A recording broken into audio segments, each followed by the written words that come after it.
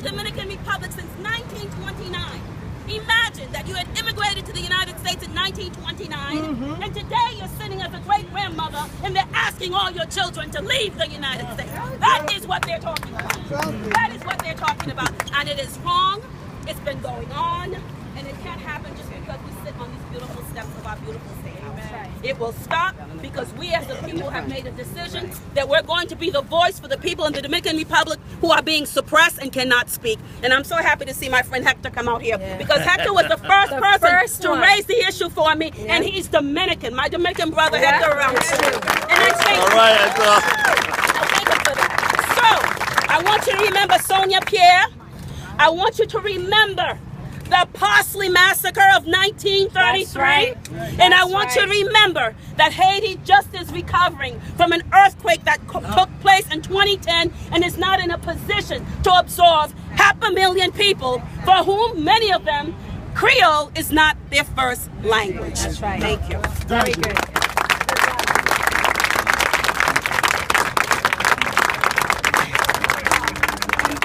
This effort's going to need, it's going to need passion.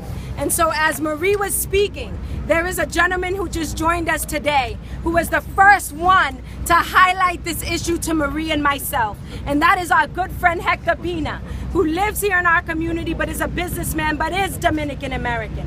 And he said to us, you won't believe what's happening in Dominican Republic. We were shocked because we had no idea. So please put your hands together for our good friend Hector Pina, who's joined us today.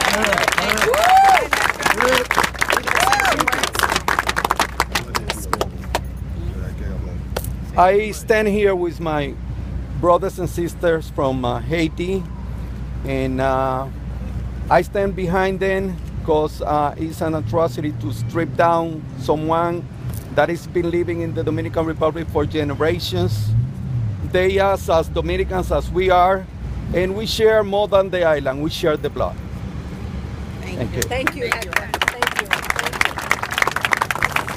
And next to speak, because this is a coalition, and we did this most important step of showing it's not a Haitian or a Dominican thing. It is a world issue that's happening today in Dominican Republic. So I want to bring down to say a few words Ronnie Miller, who's the Executive Director of the Irish International Immigrant Center. Ronnie. Thank you. Thank you, Senator Forey.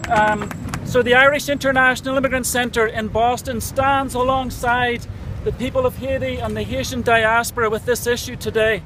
We're deeply disappointed on this latest policy of the government in the Dominican Republic to implement large-scale deportations of Haitians. Hard-working individuals trying to make a living and support their families.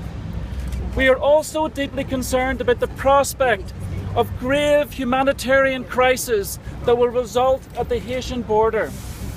Haiti's infrastructure is not equipped to absorb the influx of tens of thousands of deportees.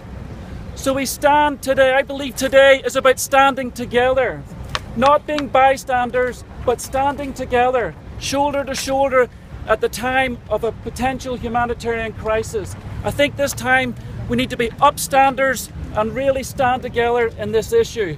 So we stand with the Haitian diaspora of Boston, the Haitian people, and calling for the government of the Dominican Republic to put an immediate end to this inhumane and discriminatory policy. Thank you very much. Thank you, Ronnie. Thank you so much.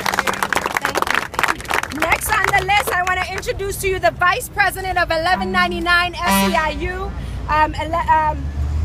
Herbert Jean-Baptiste.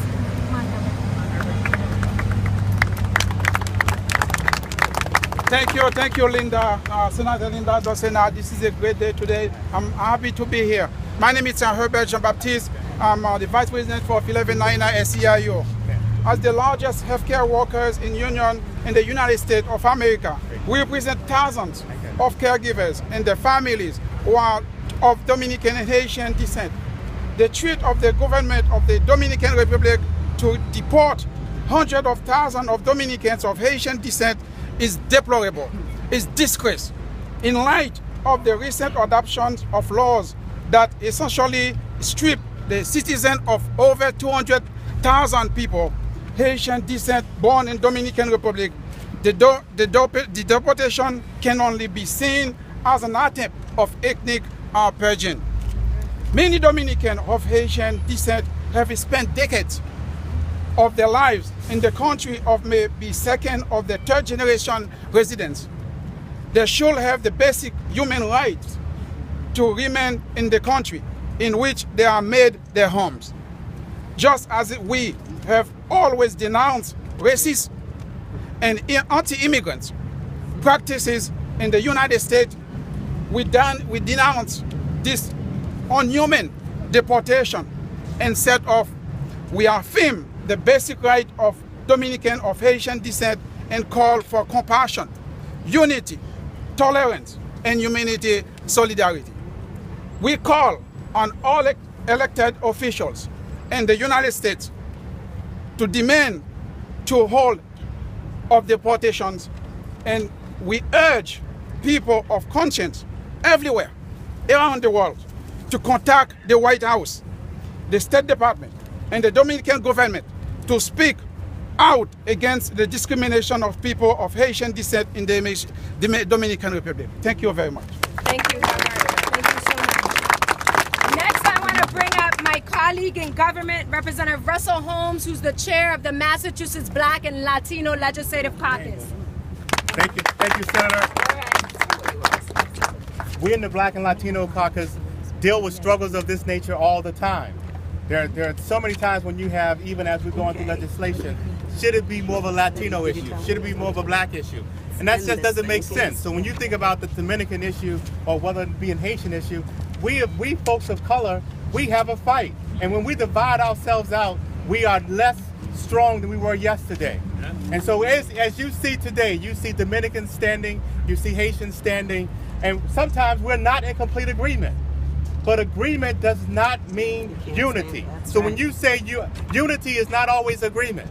And so we are standing unified, even though we're not always in one accord and in alignment in every statement. But what we are aligned in is that this has to change. Right. And so I am proud to stand here, not only with the Black and Latino Caucus, but we're also standing with members from the Progressive Caucus, with members from the Women's Caucus, and we're standing at all levels of government. We're standing at the federal level, we're standing at the state level and the city level, because we consistently work together. And so my challenge to you is to say, not just hold us accountable, but I'm going to hold you accountable. All the muscle and all the strength comes from your advocacy.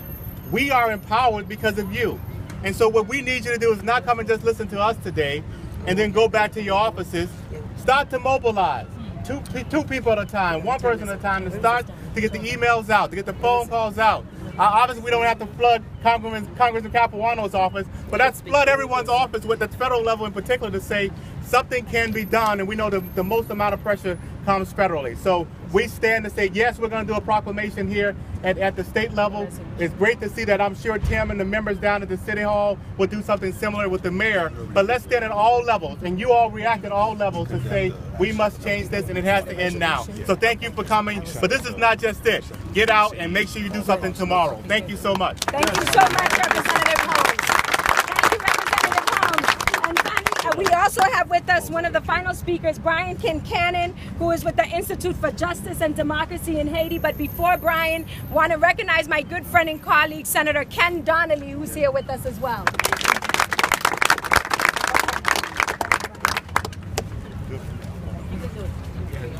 Crowd surf now. Crowd surf. Crowd surf. That's good. Thank you, Senator Foria. Thank you, everybody. I really don't have too much to add to all the very eloquent descriptions before, except just to reiterate that not only is the deportation crisis inhuman and immoral, it is illegal. The Dominican Republic is breaking international law through these deportations, and there should be consequences for that, and the U.S. government can help make that happen. I would just add one more thing for people who want to get involved and people who are organizing actions. We have a website, it's HaitiJustice.org, and we have a special section with information about this crisis and what you can do. So people looking for information, please see that. And people who have information they'd like posted, just let us know and we'll get it up there. Thank you. Thank you. I know it is hot as heck out here, but I appreciate you all being here. I want to also recognize Representative Michelle Dubois, who's here with us. So thank you, Michelle, for coming out. Okay, you guys, we're going to wrap this up. But as we close out, you know, I just want to recognize the organizations that are here today that are supporting this cause.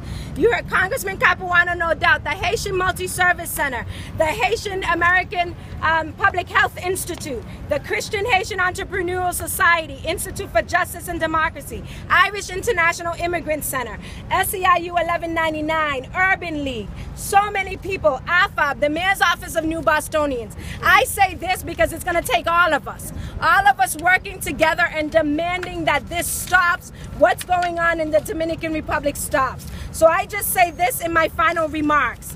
Whew, there's a lot going on, you guys. There's a lot happening. It is time for us to send a collective and clear message that we expect the DR to treat its citizens with respect. The people of the Haitian diaspora here in the United States and our allies can and should take immediate action. We want you to call on your elected officials in our federal government and ask them to speak publicly and demand a halt to the Dominican Republic's policy regarding the deportation of Dominicans of Haitian descent. 2, we want to be respectful in our words. The people of the Dominican Republic are our neighbors, our friends, and our family. The inhumane policy that their current government is pursuing does not reflect the views of all Dominicans, so many of whom have roots in Haiti as well. We must maintain a civil and amicable posture. This disagreement can and should be resolved. 3, Haitian Americans and our allies should reconsider any existing plans to vacation in the Dominican Republic until its government reverses course and stops plans to repatriate Dominicans who happen to be of Haitian descent. Haiti has developed wonderful tourism amenities and is ready and eager to receive you with open arms. The American travel market is a key economic lever that can be used to influence Dominican decision makers. 4, spread the word. Spread the word and use social media. Talk to your friends who may not understand the issue. Explain to them why this action is necessary and encourage them to stand with us in solidarity. This may seem like small steps, but collectively, I believe they will be persuasive. Thank you for coming out today, and God bless you.